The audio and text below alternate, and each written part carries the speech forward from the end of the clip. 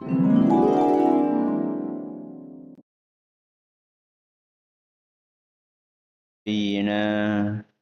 وسيدنا محمد وعلى آله وصحبه أجمعين أما بعد. Kita panjatkan puja dan puji syukur kehadirat Allah Subhanahu wa taala. Pada kesempatan yang berbahagia kali ini, hari Rabu, malam Kamis, tanggal 11 Rabiul Awal 1447 Hijriah, atau yang bertepatan dengan tanggal 3 September 2025, kita kembali diberi kekuatan, kesehatan, hidayah serta taufik dari Allah Jalla wa'ala, sehingga kita bisa kembali menghadiri pengajian rutin tafsir Al-Quran di Masjid Agung Darussalam Purbalingga. Kita berharap semoga Allah Subhanahu wa taala berkenan untuk melimpahkan kepada kita semuanya ilmu yang bermanfaat, sehingga bisa kita amalkan sebagai bekal untuk menghadap kepada Allah Jalla wa'ala. Allahumma amin. Salawat dan salam semoga senantiasa tercurahkan kepada junjungan kita Nabi Agung Muhammad sallallahu alaihi wasallam, kepada keluarganya, sahabatnya, dan umatnya yang setia mengikuti tuntunannya hingga akhir nanti. Bapak-bapak, ibu-ibu, para hadirin, para hadirat, dan juga segenap pendengar serta pemirsa rahimani wa rahimakumullah.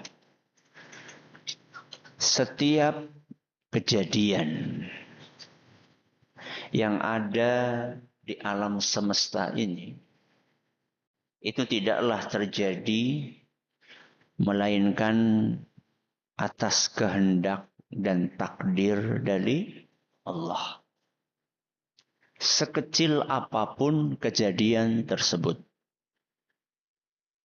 Dan kejadian yang ada di alam semesta ini mencakup kejadian yang enak, yang kita sukai,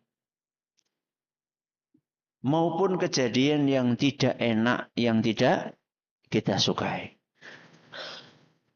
Dan satu hal penting yang harus kita fahami, bahwa Allah Azza wa Jalla ketika menakdirkan sebuah kejadian itu pasti ada hikmahnya.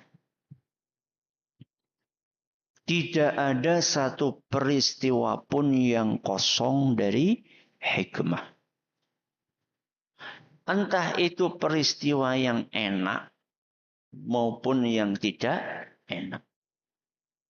Yang enak contohnya, anak kita terlahir dalam keadaan sehat, sempurna, tidak ada kekurangan apapun. Itu kejadian yang apa? Enak. Tapi ada saatnya anak terlahir dalam keadaan cacat. Punya kekurangan.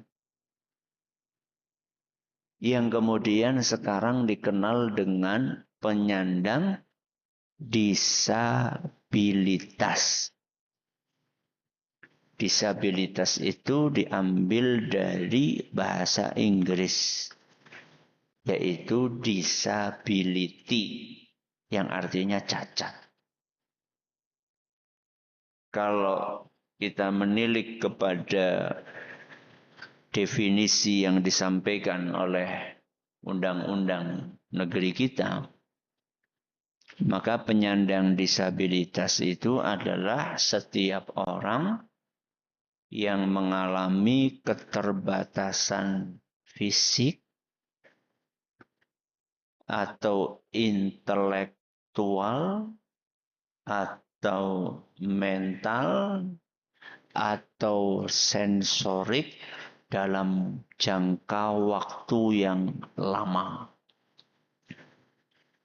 Jadi bukan hanya sesaat, tapi ini lama.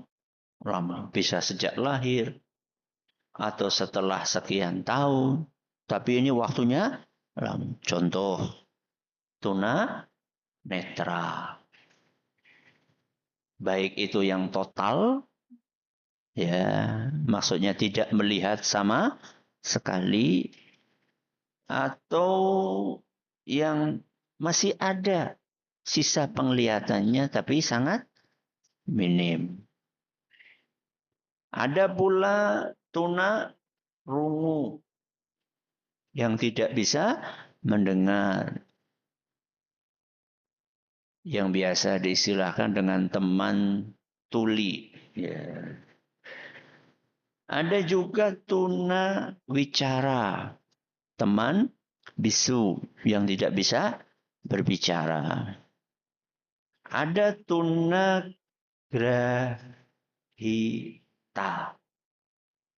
Itu orang yang punya keterbelakangan mental. Ada tuna daksa, yaitu orang yang punya kekurangan atau kerusakan fisik dan kesehatan.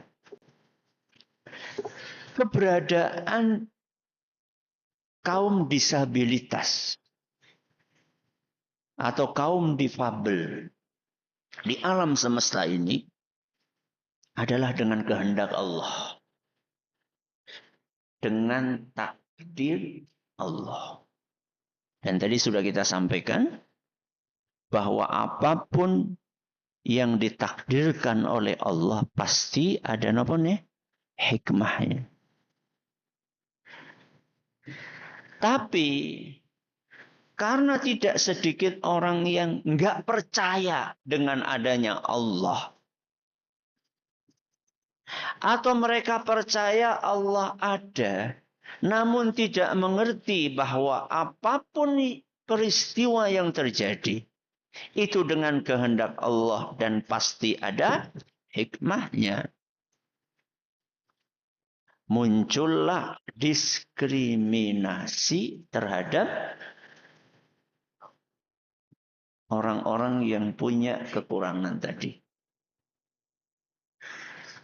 Dan terjadinya diskriminasi kepada teman-teman kita tersebut itu akarnya panjang. Akar sejarahnya itu panjang. Perlakuan tidak menyenangkan yang mereka alami itu pada sebagian kalangan muncul karena mereka meyakini bahwa penyandang disabilitas itu adalah reinkarnasi dari setan. Coba bayangkan. Jadi ada orang punya pemahaman seperti itu. Jadi arwah-arwah jahat, ya kemudian terjadi reinkarnasi menjadi kaum disabilitas. Dan khurafat itu ternyata dianut oleh sebagian filsuf dan juga sebagian ilmuwan barat. Jadi ada ilmuwan barat, filsuf yang meyakini khurafat tadi. Sampai diterbitkan undang-undang yang bernama Lycurgus Spartans dan juga undang-undang Saulen Athens yang di dalamnya membolehkan pemusnahan massal terhadap kaum disabilitas.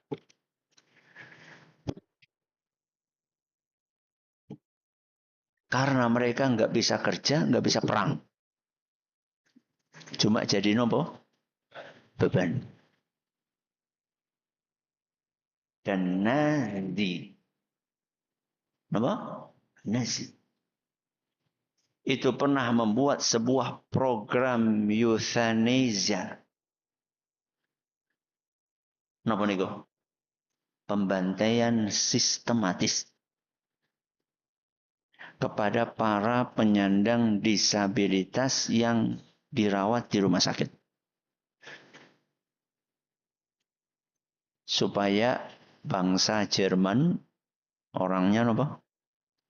Hebat-hebat, sempurna, tidak ada yang punya kekurangan. Itu kapan itu? Tahun 1920-an. Berarti sudah lama atau belum? Ya belum. Baru mungkin sekitar berapa ya? Sekitar 100-an ya, berarti kan? Harus 100-an tahun yang lalu. Masih ada orang seperti itu. Kata mereka itu nyawa yang tidak pantas hidup. Na'udzubillah min dzalik. Tidak punya belas kasihan sama sekali. Katanya itu hanya menjadi beban genetik dan beban finansial bagi masyarakat dan negara. Makanya mendingan diapain? Dibunuh. Na'udzubillah min dzalik. Dan di karangan Arab jahiliyah pun juga ada sikap diskriminatif kepada kaum difabel. Tapi nggak separah Nazi. Berarti lebih parah nopo? Nazi. Apa perilaku tidak mengenakan yang dialami oleh kaum disabilitas itu atau kaum difabel tadi? Orang-orang Arab jahiliyah itu merasa gengsi. Bahkan sampai level merasa jijik kalau makan bersama orang yang buta, makan bersama orang yang pincang, bayangkan ya. Jadi mereka, orang-orang yang punya kekurangan itu disuruh makan apa? Sendiri. Dipisah. Nah, di tengah keterbelakangan peradaban yang sangat gelap itulah Allah mengutus Nabi Muhammad Sallallahu Alaihi Wasallam untuk membawa ajaran Islam yang paling sempurna.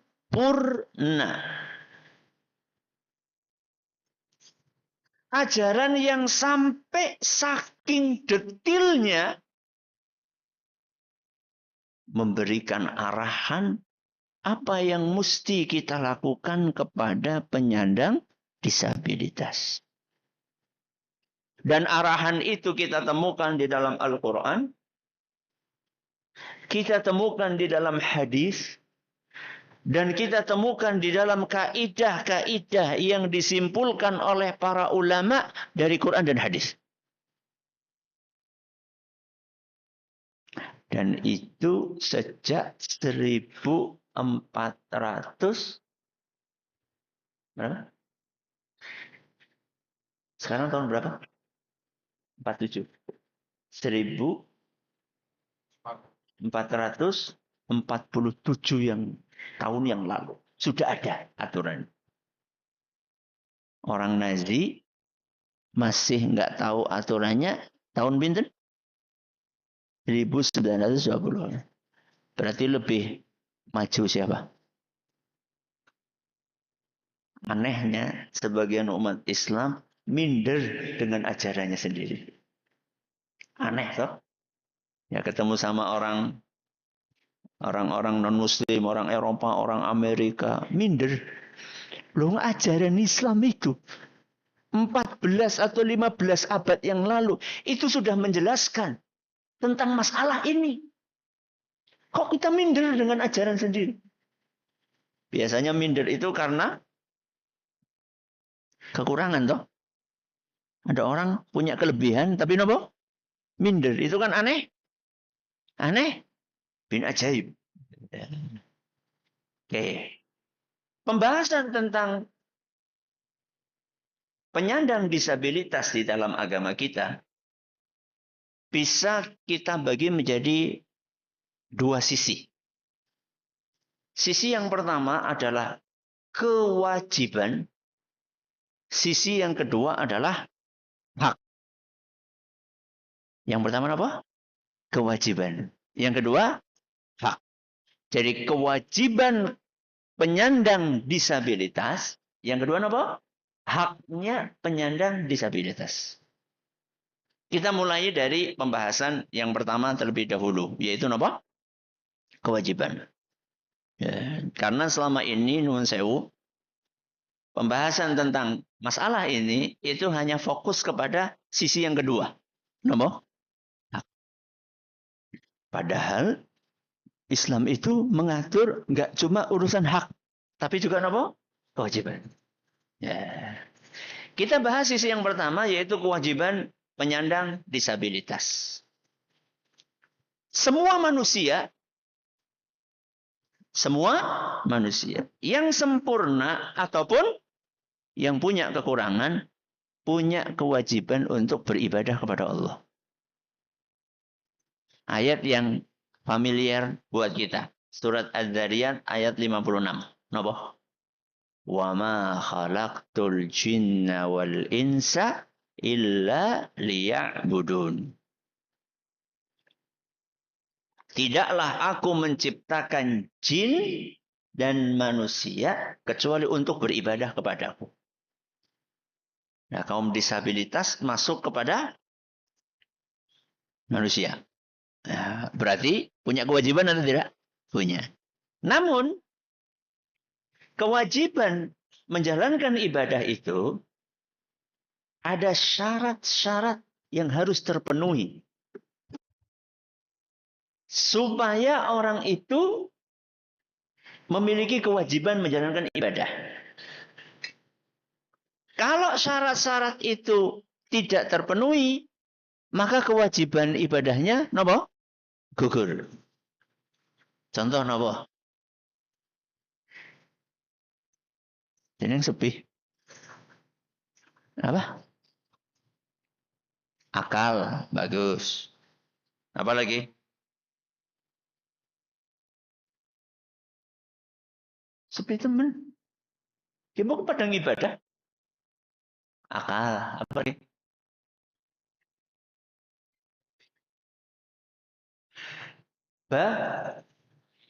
Bayi.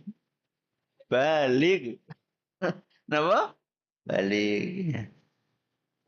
Jadi ketika ada orang tidak punya akal, wajib atau tidak? Tidak. Ketika ada bayi, wajib atau tidak? Tidak. Kenapa? Karena syarat wajib ibadahnya tidak terpenuhi.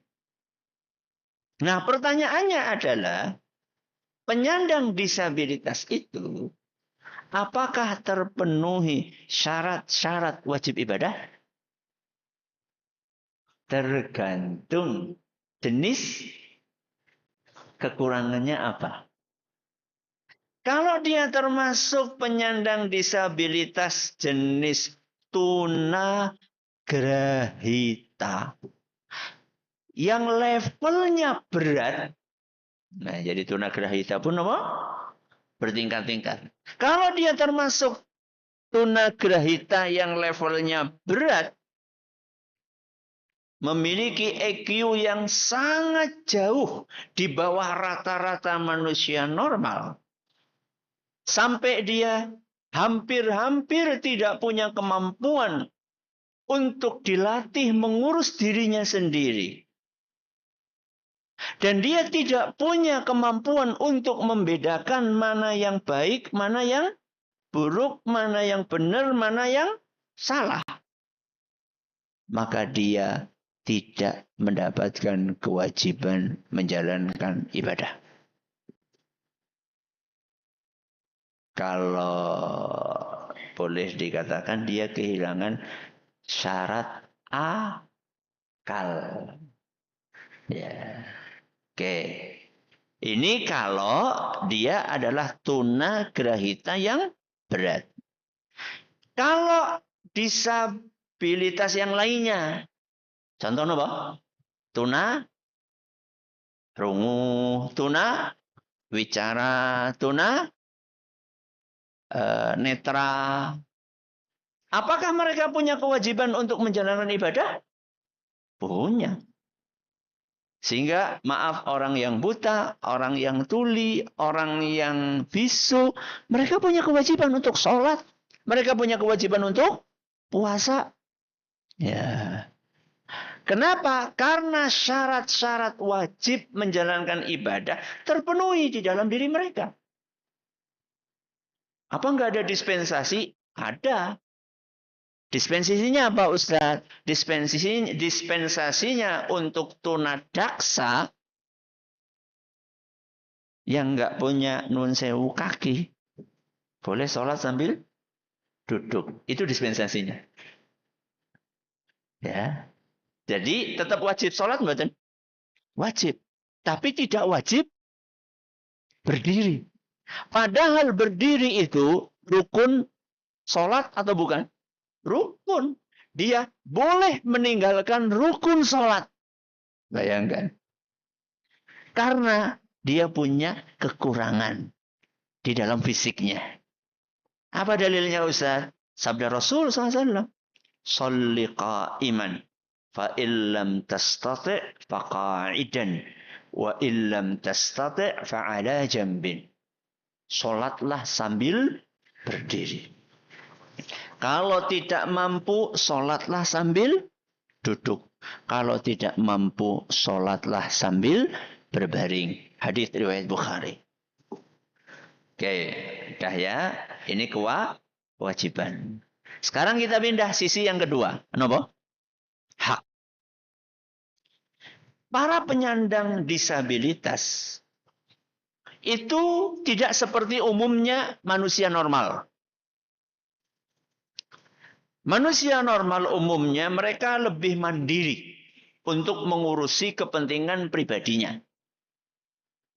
Karena kaum difabel ini punya keterbatasan di dalam memenuhi kebutuhan primer pribadinya, maka di dalam agama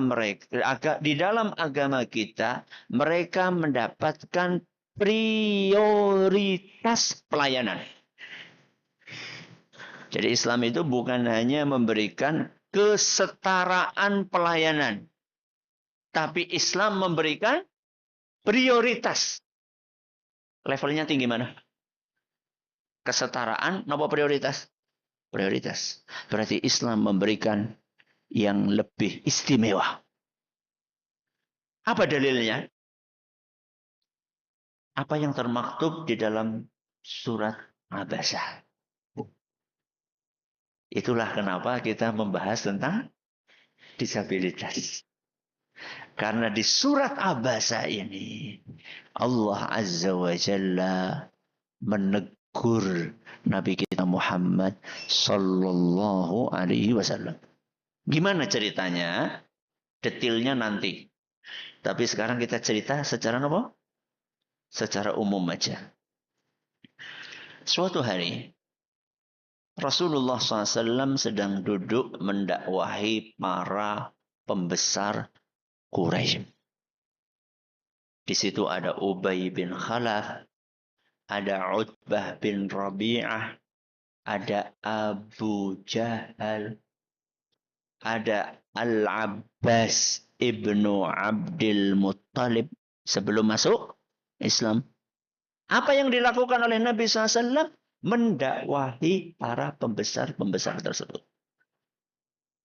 Ngajak mereka masuk Islam. Kok tiba-tiba datanglah seorang sahabat yang buta, yang dikenal dengan julukan Ibnu Ummi Maktum radhiyallahu anhu. Rasulullah SAW lagi sibuk mendakwahi. Dakwah itu butuh fokus, mboten? Butuh fokus. Ujuk-ujuk Ibnu Ummi Maktum datang. Memanggil-manggil Nabi kita Muhammad SAW. minta diajari baca Quran. Minta diajari baca Quran.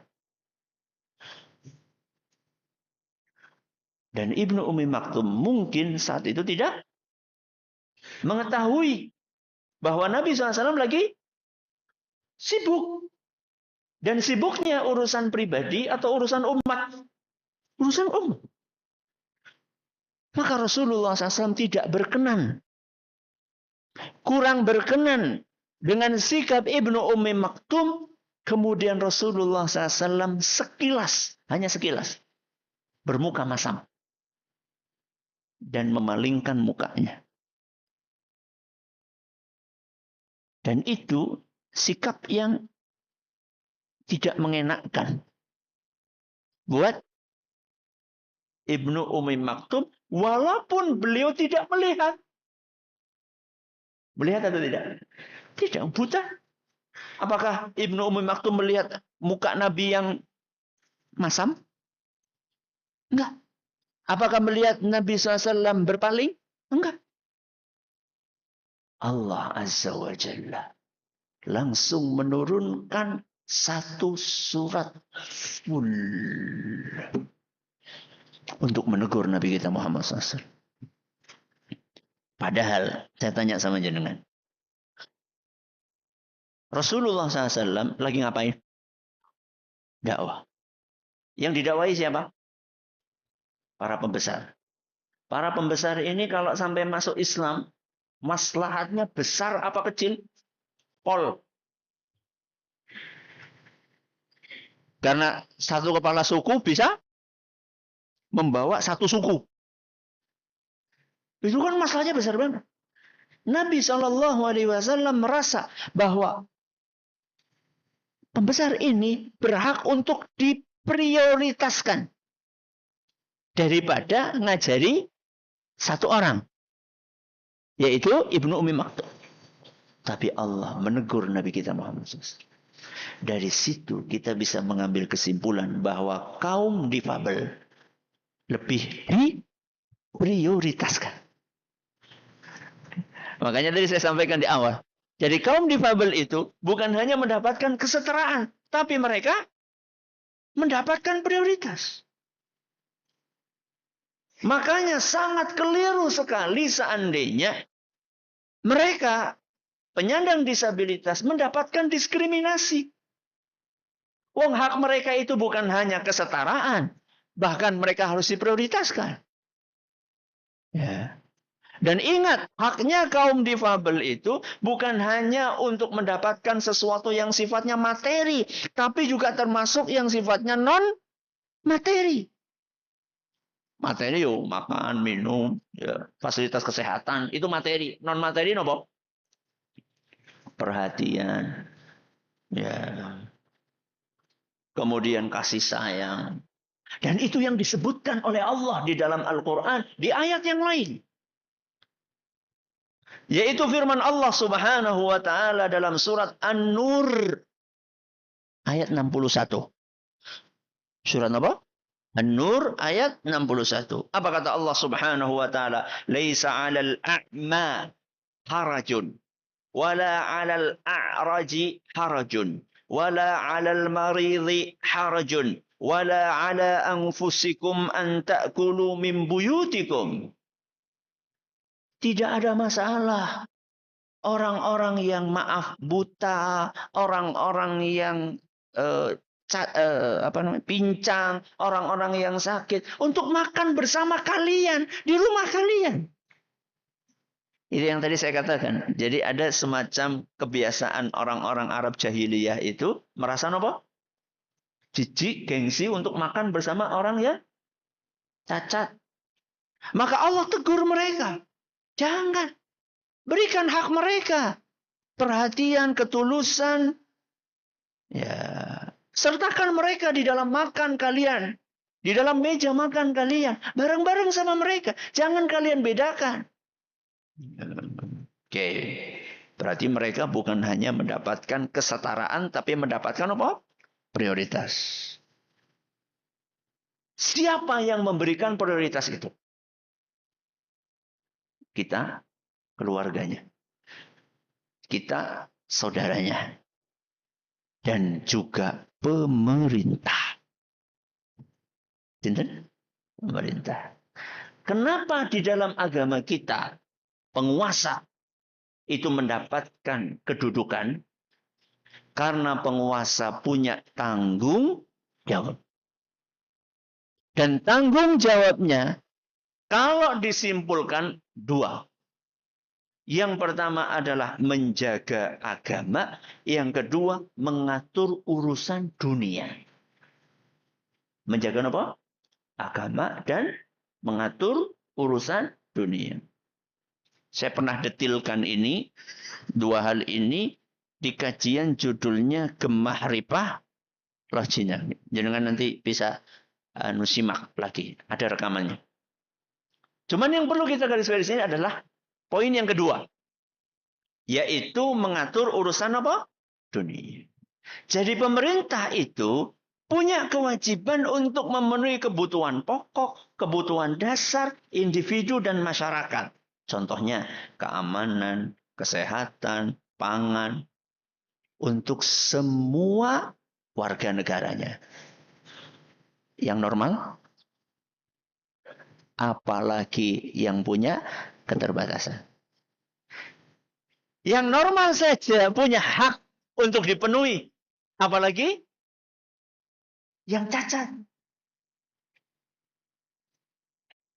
Sesuatu yang buat kita yang normal ini nggak penting, bisa jadi buat kaum difabel penting. Apa contohnya? Guiding block. Kenapa guiding block? Jalur khusus penyandang disabilitas. Apa itu? Oke, biasanya orang jalan-jalan apa? Ada keramik atau tekel warnanya apa? Kuning. Ya. Yang atasnya tidak apa? Tidak rata. Ya. Itu adalah jalur ramah disabilitas. Biasanya ditaruh di tengah-tengah. Itu buat kita yang bisa melihat.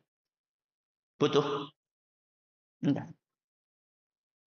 Tapi untuk teman-teman buta, ya, tunanetra, itu bisa terkait dengan nyawa. Kenapa? Karena itu penunjuk jalannya.